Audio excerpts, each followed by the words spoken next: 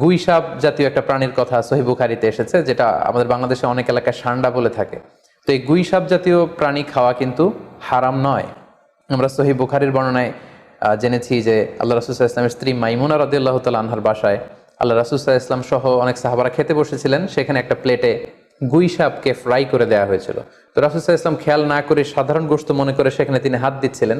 তখন অনেক সাহাবারা, মহিলা সাহাবারা বললেন, ইয়া রাসূলুল্লাহ, এটা তো দব, এটা তো গুইসাপ। এই কথা শুনে আল্লাহ রাসূল সাল্লাল্লাহু আলাইহি ওয়াসাল্লাম সেখান থেকে হাতটা সরিয়ে নিলেন। তো এই দৃশ্য দেখে খালিদ ইবনে ওয়ালিদ রাদিয়াল্লাহু তাআলা আনহু উনি জিজ্ঞেস করলেন, ইয়া রাসূলুল্লাহ, গুইসাপ খাওয়া কি হারাম?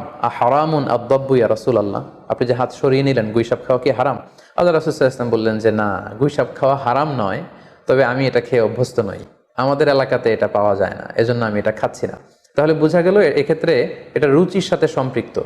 সো গুইসাপ হালাল বলে যে গুইসাপ আমাদেরকে খেতে হবে, সান্ডা আমাদেরকে খেতে হবে, এমন কোনো কথা নেই। আপনার যদি রুচিতে